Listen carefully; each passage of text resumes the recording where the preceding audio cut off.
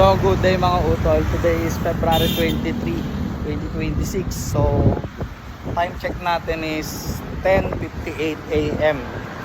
So ayun, sa mga hindi nakakaalam nung Yamaha 3S Supreme Bike Molino Branch, dito lang po sila sa tabi ng Paradiso.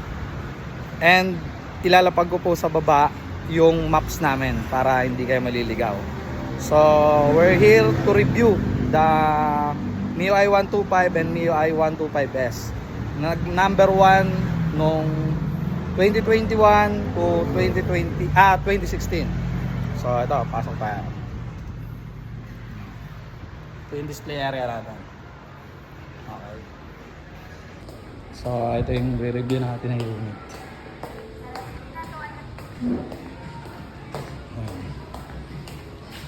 Ito yung dalawang namayagpag nung 2015 to 2021. Ayan. MIUI 125 and MIUI 125S. So bigyan ko lang siya ng konting review para sa mga hindi nakakaalam. So ayan. Ito si MIUI 125S, yung matte blue. Makikita nyo sa side mirror pa lang niya patulis. And then ito si standard version yung black. Ayan, pabilog siya. Karamihan sa mga bago sa motor, ito ang kinukuha. Why? Kasi mababa yung clearance niya sa akin. Yung ground clearance niya. Tapos friendly user siya. Babae, lalaki, malaki, maliit, kayang-kaya siya i-drive. Then wala naman halos pinagkaiba tong dalawa. Parehas na parehas sila.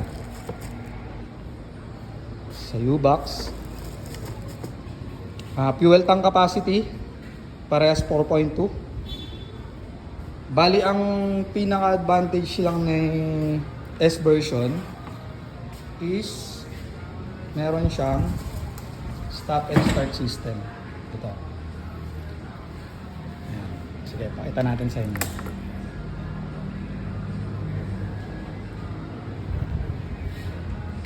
Busina.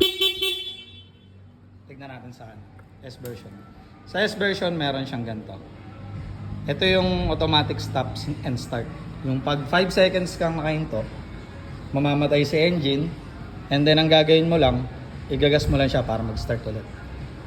Which is mas tipid siya sa gas kaysa dito. Mas ang fuel consumption niya. Tapos, kung mapapansin nyo, sa susi, sa standard version, parehas ganito. Ito naman, sa S version, meron siyang parang sa kotse. Ito, answer back yan. Ayan. Kung napapansin nyo, ayan, kada pinipindot ko to, ayan, tutunog siya tsaka ilaw. Hindi po siya alarm, pero yan po yung tinatawag na answer back.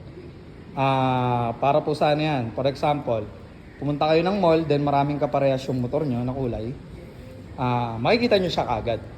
Tapos, ito ba, isa sa mga use nito. Pag sinaterkin nyo yan, long press nyo lang to. Ayan, bumubuka siya, tapos nakailaw. Ulitin natin ha. Shutter key, long press. Ayan, kahit gabi, makikita mo kung saan mo isusuksok yung susi. Dahil dito yan. Yun yung mga advantage ng S version. Pero yun nga, sa fuel consumption, lamang lang siya ng konti. And then, sa engine, parehas po sila. Ayan yung MIUI 125 and 125S natin. Si MIUI 125S is 82,900 sa SRP. Then 77,900 naman ng SRP ng standard version natin. So, yon.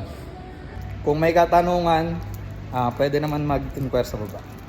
PM, comment, yun lang.